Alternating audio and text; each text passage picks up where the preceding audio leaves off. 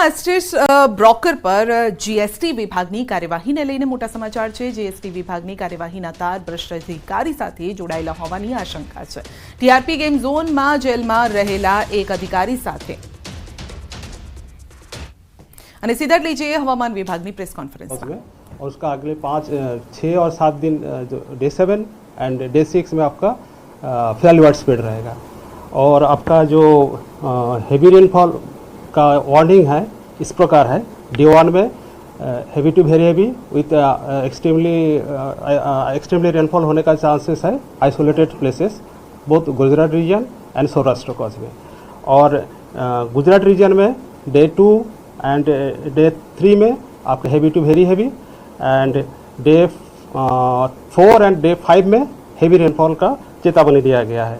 और सौराष्ट्र कच्छ के लिए आपका डे 2 में heavy to very heavy, day 3 में भी एंड डे 4 डे 5 में भी हेवी रेनफॉल का चेतावनी दिया गया है। एक्सट्रीम रेनफॉल जो डे 1 में सौराष्ट्र कच्छ एंड गुजरात में है उसमें रेड अलर्ट दिया गया है। और जो वेरी हेवी रेनफॉल है इसमें ऑरेंज अलर्ट दिया गया है। सर कहाँ पे रेड अलर्ट है? आज कहाँ पे? अच्छा, डिस्ट्रिक्ट का नाम बताएंगे ना। जो एक्सट्रीम रेनफॉल है वो गुजरात रीजन में बालसाड, नवसारी, सूरत, दमन एंड दादरा नगर हवेली। और जो सौराष्ट्र कच्छ में है वो जूनागढ़, पोरबंदर, द्वारका एंड राजकोट में एक्सट्रीमली हेवी रेनफॉल होने का चेतावनी दिया गया है रेड अलर्ट में। कहाँ पे ऑरेंज अलर्ट है? ऑरेंज अलर्ट जो है गुजरात रीजन में डांग, तापी, नर्मदा, बहारूच, छोटा उदयपुर, दाहोद, पंचमहाल। और जो सौराष्ट्र कच्छ में है गिर सोमनाथ, दीव, अमरेली, इसका बोटाड, सुरेंद्रनगर, मोरबी, जूनागढ़ एंड भावनगर, इसमें आपका ऑरेंज अलर्ट दिया गया है। सर कौन से सिस्टम की वजह से बारिश हो रही है? अभी जो सिस्टम सक्रिय है उसमें 3 सिस्टम है। एक तो है सीआर जोन 90 डिग्री नॉर्थ में परसिस्ट कर रहा है, दूसरा है offshore trough south Gujarat coast से नॉर्थ केरला कोस्ट तक है, और तीसरा है WD एक पास कर रहा है 72 डिग्री ईस्ट 32 डिग्री नॉर्थ में परसिस्ट कर रहा है। वो कल भी जो सिस्टम था आज भी वही सिस्टम है। सर अहमदाबाद गांधीनगर में क्या रहेगा? अभी वेरी हेवी रेनफॉल का वार्निंग दिया गया है अगले 48 आवर के लिए। और इसमें लाइट टू मॉडरेट रेनफॉल होने का विद थंडरस्टॉर्म का चेतावनी भी है। अहमदाबाद गांधीनगर में क्या सिचुएशन? अभी तो ऑफशोर ट्रफ लगवानी होती है। मतलब उत्तर मध्य और दक्षिण सब जगह पे भारी हाँ, मतलब आपका साउदर्न पार्ट में हाँ। आज का जो एक्सट्रीमली रेनफॉल है साउदर्न पार्ट में है, उसका थोड़ा नॉर्थ में चले जाएंगे तो वेरी हेवी, उसका पीछे हेवी, नॉर्दर्न पार्ट में हेवी में है। सर मैं ग्रुप में डाल दीजिए। ये है ना।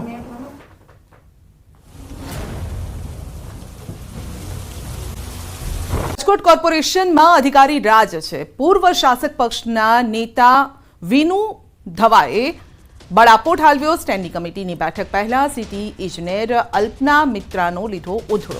આજે ડેમમાં વાહનો કપડાં ધોવાતા હોવાની રજૂઆત કરી છે અને પીવાના પાણીમાં લોકો નાહતા હોવાની રજૂઆત કરી છે।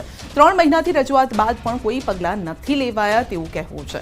આજે ડેમમાંથી સમગ્ર શહેરને પીવાનું પાણી વિતરણ કરાય છે અને આ સાથે જ હાલ વોર્ડ નંબર 17 કોર્પોરેટર છે વિનુ ઘવા।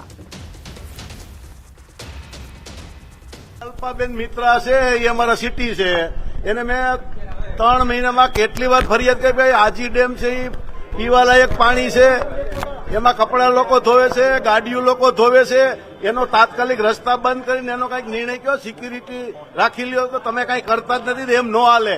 એટલે હું એને 2 શબ્દો કહેતો હતો, તમે સાંભળી ગયા। ગટર ઉભરાવાની સમસ્યાથી સ્થાનિકો પરેશાન છે। દુર્ગંધ મારતા ગટરના પાણીમાંથી પસાર થવા લોકો મજબૂર છે। તો પૂર્ણા ગામ વિસ્તારમાં વારંવાર ગટર ઉભરાવાની સમસ્યાથી લોકો હેરાન છે। સ્થાનિક લોકોએ ડ્રેનેજના ચેમ્બર પર ભાજપનો ઝંડો લગાવી નગરસેવકો સામે અનોખો વિરોધ નોંધાવ્યો। મહાનગરપાલિકાના અધિકારીઓ લોકોના ધાબા પર વરસાદી પાણી ભરાય તો દંડ ફટકારે છે, પરંતુ જ્યારે ડ્રેનેજના દુર્ગંધ મારતા પાણી ઉભરાતા પાલિકા આંખાડા કાન કરી રહી છે। વારંવાર ઉદ્ભવી રહેલી સમસ્યાનો કાયમી નિકાલ લાવવા સુરતીઓએ માંગ કરી છે। તો ગટરના પાણીમાંથી પસાર થવા લોકો મજબૂર બન્યા છે. એક તરફ વરસાદી સિઝન છે, બીજી તરફ ગટર ઉભરાય છે, દુર્ગંધ મારે છે, જેના કારણે લોકોનો રોષ ભભૂકી ઉઠ્યો છે. લોકો માંગ કરી રહ્યા છે, કારણ કે એક તરફ ચોમાસું છે અને આવામાં રોગચાળો પણ વકરે તે પ્રકારની ભીતિ પણ છે. તો ગટરની સમસ્યાનો કાયમી નિકાલ લાવવા માટે લોકો માંગ કરી રહ્યા છે. પૂણા ગામમાં ડ્રેનેજની સમસ્યાથી લોકો ત્રાહિમામ છે. તો ગટરના પાણીમાંથી પસાર થઈ રહ્યા છે લોકો. સુરતમાં મનપા કોઈ જ કાર્યવાહી નથી કરતું, જે આ દ્રશ્યોમાં પણ દેખાઈ રહ્યું છે, જેથી લોકોએ સબક શીખવાડવા માટે પણ આ રીતે બીજેપીનો ઝંડો ત્યાં મૂક્યો હતો. નગરપાલિકામાં લોકોએ આજે હલ્લા બોલ કર્યો હતો. દૂષિત પાણીની બોટલ સાથે લોકો ચીફ ઓફિસરને ઘેરી અને રજૂઆત કરવા પહોંચ્યા. કેટલાક વિસ્તારમાં પાણીનું શુદ્ધ પાણી, સફાઈ, ગંદકીને લઈને રજૂઆત કરી હતી. લોકોએ લેખિતમાં રજૂઆત સાથે 8 દિવસનું અલ્ટિમેટમ આપ્યું છે. 8 દિવસમાં કોઈ જ કાર્યવાહી નહીં થાય તો આંદોલન કરવાની ચીમકી આપી છે. જે કઈ અમારા પ્રશ્ન હતા તે હાલ અમે અત્યારે અહીંયા ચીફ ઓફિસરને લેખિતમાં રજૂઆત કરી છે અને આનું નિરાકરણ 8 દિવસની અંદર લાવે અને 8 દિવસની અંદર જો આ નિરાકરણ નહીં લાવવામાં આવે તો આ વિસ્તારના લોકો, મહિલાઓ સાથે ગરડા નગરપાલિકાની અંદર ઉગ્ર આંદોલન કરશે. શાસિત પ્રદેશ દીવ ખાતે ગુજરાતથી દીવ પ્રવાસમાં આવેલી એક બસ ખરાબ રોડ રસ્તામાં ફસાઈ ગઈ. જો કે કલાકોની જહેમત બાદ બસને બહાર કઢાઈ. દીવમાં ખોદકામને લઈ ઠેર ઠેર રસ્તાઓમાં ખાડા પડી ગયા છે અને તેમાં પણ ચોમાસામાં ખાડાઓ માટીથી પૂરવામાં આવ્યા હતા, પરંતુ માટી ચીકણી હોવાથી વરસાદ આવતો હોવાથી વાહનો ત્યાં ફસાઈ જાય છે. ઉનાના દ્રોણેશ્વરથી વિદ્યાર્થીઓ અને શિક્ષકો પ્રવાસમાં આવ્યા હતા અને ત્યારે તેઓની બસ આ કાદવમાં ફસાઈ ગઈ હતી અને વિદ્યાર્થીઓને નીચે ઉતરવાની ફરજ પડી, બસને ધક્કા મારવાની ફરજ પડી. વાત કરીશું લાલ ઘૂમ શાકભાજીની.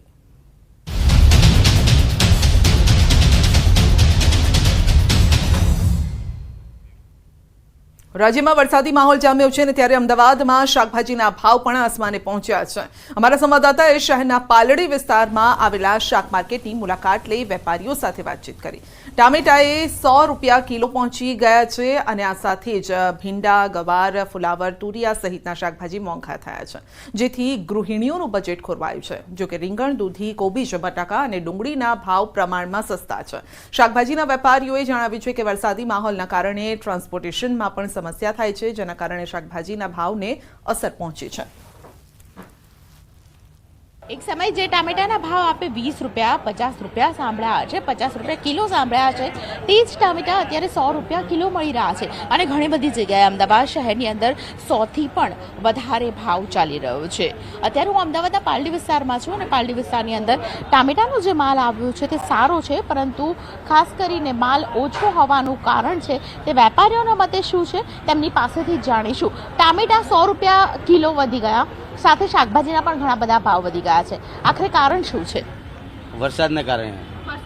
વરસાદ ના આવે એના હિસાબે બહારગામથી માલ આવતા હોય, ગાડીઓ ટાઈમથી ના આવે, બગાડ નીકળે અંદરથી, એના હિસાબે મોંઘું થાય. અને દર વર્ષે આ પ્રકારની હાલત હોય છે? આ ટાઈમે દર વર્ષે ભાવ વધારો થાય છે, 20-40% થાય.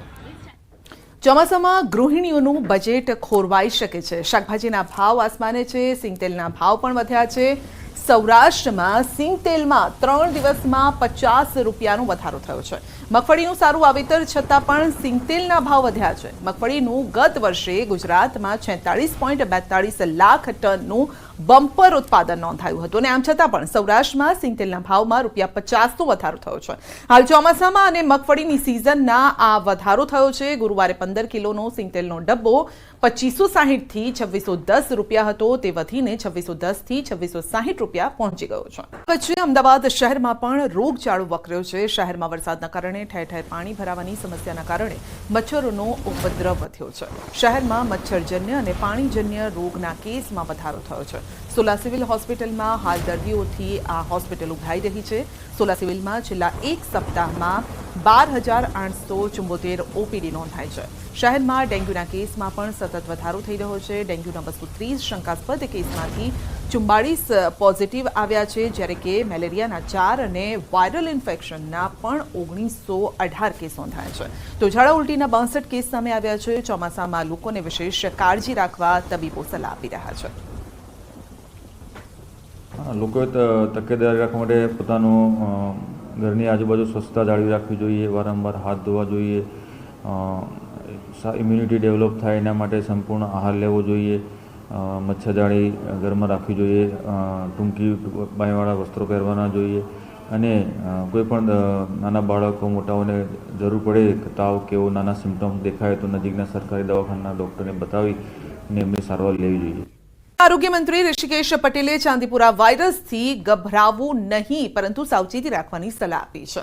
આરોગ્ય મંત્રીએ જણાવ્યું છે કે ચાંદીપુરા કોઈ નવો રોગ નથી. સામાન્યપણે વરસાદી ઋતુમાં ખાસ કરીને ગ્રામીણ વિસ્તારમાં જોવા મળે છે આ રોગ. ચાંદીપુરાના લક્ષણો બાળકોમાં જોવા મળે ત્યારે તાત્કાલિક તબીબી સલાહ લેવા પણ અનુરોધ કર્યો છે. વાયરસને ફેલાતો અટકાવવા અને નિયંત્રણ મેળવવા અસરગ્રસ્ત વિસ્તારોમાં સઘન સર્વેલન્સ કરાઈ રહ્યું છે. અત્યાર સુધીમાં કુલ 4,447 ઘરોમાં 18,000થી વધુ લોકોનું સ્ક્રીનિંગ કરાયું છે. તો સ્ટેન્ડ ફ્લાય કંટ્રોલ માટે પણ કુલ 2,093 ઘરોમાં જંતુનાશક દવાઓનો છંટકાવ કરાયો છે.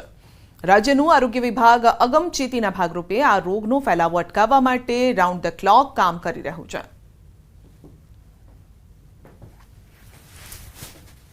हमने यहाँ पर हमारे ज़िले में 50 टीमें बनाई है. 25 टीमें अभी भिलोड़ा और 25 टीमें मेघरज में कार्यरत है.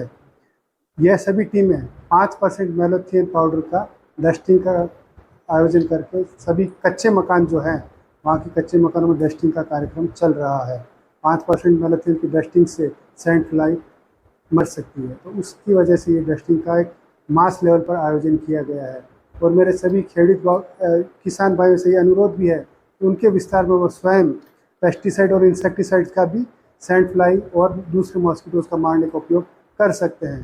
सभी बच्चों को पूरे कपड़े, लॉन्ग स्लीव्स के कपड़े, शर्ट पहनाने का, फुल पैंट्स पहनानी चाहिए ताकि कोई मॉस्किटोज़ चाहे वो सैंड फ्लाई हो या एडिस इजिप्टी हो या कुलेक्स मॉस्किटो, तो वहाँ उन सभी विस्तारों में सघन सर्विलेंस की कामगिरी अभी चल रही है और डस्टिंग की भी कामगिरी चल रही है.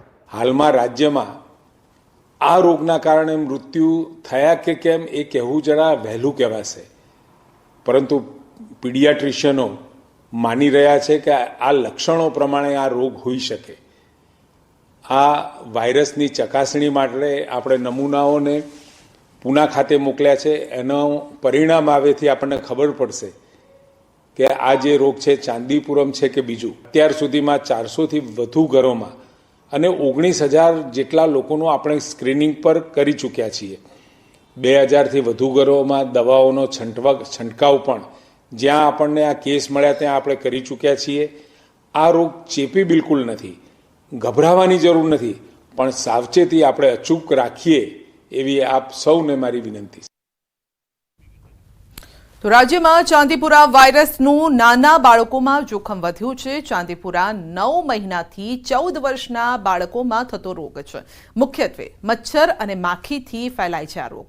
ચાંદીપુરાના લક્ષણો તાવ, શરદી જેવા હોય છે, જેમાં કફ, શરદી, તાવ, માથું દુખવું જેવી ફરિયાદ રહે છે. સુલા સિવિલ હોસ્પિટલના પીડિયાટ્રિક વિભાગના તબીબ ડોક્ટર દીપ્તિબેન શાહ જણાવે છે કે આ વાયરસમાં ત્વરિત નિદાન અને સારવાર ખૂબ જ જરૂરી છે. યોગ્ય સારવાર ન મળે તો બાળકોને ખેંચ પણ આવતી હોય છે, જેથી તકેદારીના ભાગરૂપે સતત હાથ ધોતા રહેવું, ખોરાક અને પાણી ઢાંકીને રાખવા, ખાદ્ય પદાર્થોને ધોઈને જ ઉપયોગ કરવો જોઈએ.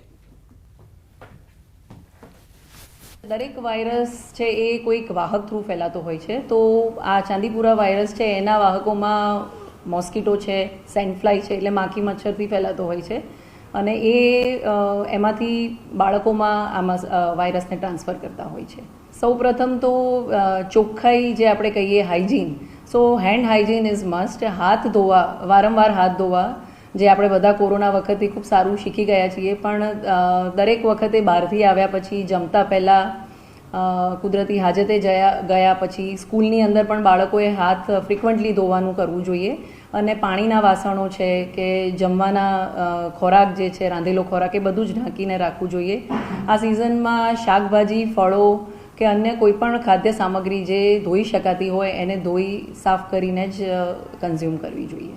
આ નાના બચ્ચાઓમાં 9 મહિનાથી 14 વર્ષના બાળકોમાં થતો રોગ છે અને જેના સિમ્ટમ્સ છે એ જે સામાન્ય વાયરલ ઇન્ફેક્શનના હોય છે, જેવા કે કફ, કોલ્ડ અને ફીવર અને હેડેક એ પ્રકારના જ હોય છે કે જેથી આસાનીથી ચૂકી જવાય એવા સિમ્ટમ્સ છે. પણ આવા જ્યારે પણ સિમ્ટમ્સ જણાય ત્યારે પેરેન્ટ્સે ડૉક્ટરને કન્સલ્ટ કરવું જોઈએ, બાળકોને ડૉક્ટર પાસે લઈ જવા જોઈએ, જે આગળ જતાં એની તપાસ અને સારવાર કરી શકે છે. એના લક્ષણોમાં શરદી, ખાંસી, ઇન્ફ્લુએન્ઝા લાઇક ઇલનેસ એટલે જે આપણને મોટાભાગના શરદી અને ફ્લૂના ઇન્ફેક્શનથી જે થતું હોય છે એ પ્રકારનું હોય છે. પરંતુ આ બાળકોમાં ઘણીવાર પુષ્કળ પ્રમાણમાં હેડેક જોવા મળતો હોય છે કે સિવિયર, જે નાના બાળકોને માથાનો દુખાવો ન જોવા મળતો હોય પરંતુ આ રોગમાં વધારે જોવા મળતો હોય છે. અને આગળ જતાં જો સારવાર ન થાય તો બાળકને ખેંચ પણ આવી શકે છે હોસ્પિટલ સુધી પહોંચતા પહેલાં. સાબરકાંઠામાં શંકાસ્પદ ચાંદીપુરા વાયરસનો કહેર વકરી રહ્યો છે. શંકાસ્પદ ચાંદીપુરા વાયરસથી વધુ એકનું મોત થયું છે. તો ચાંદીપુરા વાયરસના લક્ષણો ધરાવતા બાળકનું મોત થયું છે. મેઘરજના ઢેકવા ગામમાં 3 વર્ષીય બાળકનું મોત થયું છે. તાજેતરમાં સિવિલના PICU વોર્ડમાં વેન્ટિલેટર પર દાખલ હતું આ બાળક અને હિંમતનગર સિવિલમાં શંકાસ્પદ ચાંદીપુરાના કુલ 8 કેસ નોંધાયા છે. શંકાસ્પદ ચાંદીપુરા વાયરસથી અત્યાર સુધી 6 બાળકોના મોત થયા છે અને હિંમતનગર સિવિલમાં કુલ 2 બાળકો સારવાર હેઠળ છે. રાજ્યમાં કુલ 12 શંકાસ્પદ ચાંદીપુરા વાયરસના કેસ નોંધાયા છે.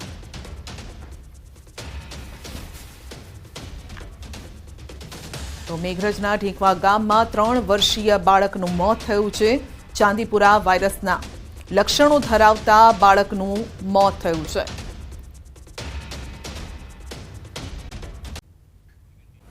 તો વરસાદ બાદ ગુજરાતના જળાશયોમાં આવક થઈ છે પાણીની. સરદાર સરોવર ડેમમાં 52% જળ સંગ્રહ થયો છે. 206 ડેમમાં 34%થી વધુ જળ સંગ્રહ છે. સૌરાષ્ટ્રના 3 ડેમ સંપૂર્ણ ભરાયા છે અને હાઈ એલર્ટ પર છે અને જેમાં Vagadia, Vansal, Sasoi 2 dam high alert પર છે. રાજ્યના 5 ડેમ 80%થી 90% સુધી ભરાયા છે, જેના કારણે એલર્ટ પર છે. તો 7 જળાશયો 70%થી 80% વચ્ચે ભરાયા છે અને વોર્નિંગ પણ આપવામાં આવી છે.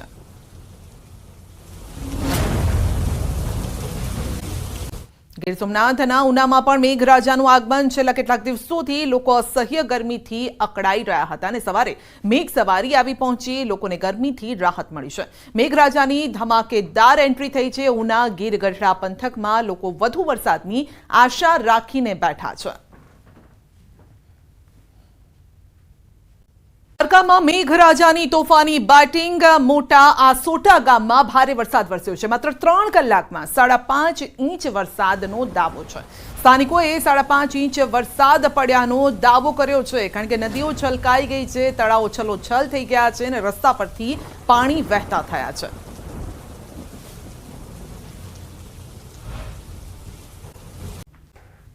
હજુ પણ ગુજરાતમાં ભારે વરસાદની આગાહી છે. 3 હવામાન નિષ્ણાતોની મોટી આગાહી છે. ગુજરાતમાં હજુ પણ પડશે વરસાદ. ક્યારે ક્યાં વરસાદ પડશે તે પણ જણાવીશું. 3 હવામાન નિષ્ણાતોની આગાહી શું છે તે સાંભળો. 16 જુલાઈ 2024 થી લઈને 20 જુલાઈ 2024 દરમિયાન રાજ્યના અનેક વિસ્તારોની અંદર ભારેથી અતિભારે વરસાદની શક્યતાઓ છે. તો અમુક જિલ્લાની અંદર અતિ તીવ્રતા સાથે 15 ઇંચ આસપાસના પણ વરસાદ નોંધાય તેવી શક્યતાઓ હાલ દેખાઈ રહી છે. જેનું મેઇન કારણ છે કે અત્યારે બંગાળની ખાડીની અંદર એક લો પ્રેશર સિસ્ટમ તૈયાર થઈ છે, જેને કારણે મધ્યપ્રદેશ, મહારાષ્ટ્ર, ગુજરાત અને અરબ સાગરના અમુક ભાગ ઉપર સાયક્લોનિક સર્ક્યુલેશન બની રહ્યું છે. આગામી 48 કલાક દક્ષિણ ગુજરાત માટે ભારે છે. નદીઓમાં પૂરની શક્યતા છે. આહવા વલસાડમાં ભારે અતિભારે વરસાદ થવાની શક્યતા રહેશે. સુરત વગેરે ભાગોમાં ભારે વરસાદ થવાની શક્યતા રહેશે. એટલે પૂરનું જોખમ રહ્યું છે. અને આ ઉપરાંત અમદાવાદના ભાગોમાં પણ 48 કલાકમાં અમદાવાદ, લાંભા તેમજ નારોલ, સરખેજ, બાવળા, સાણંદ આ ભાગોમાં પણ ભારે વરસાદની શક્યતા છે. वो डिस्ट्रिक्ट है सूरत, नवसारी, वलसाड, छोटा उदयपुर, दमन and Dadra Nagar Haveli. Very heavy rainfall का जो चेतावनी है वो है बड़ौदा, नर्मदा, बहरोज, डांग एंड तापी।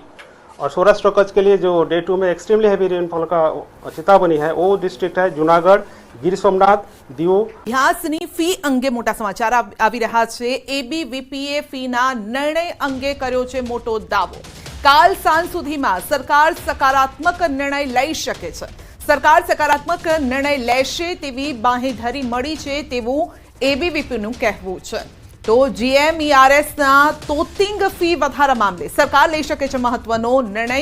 એબીવીપીના આગેવાનોએ કરી ફી વધારો જે છે પાછો ખેંચવા સરકારને રજૂઆત કરી હતી અને જે અંગે હવે આવતીકાલ સાંજ સુધીમાં નિર્ણય આવી શકે છે।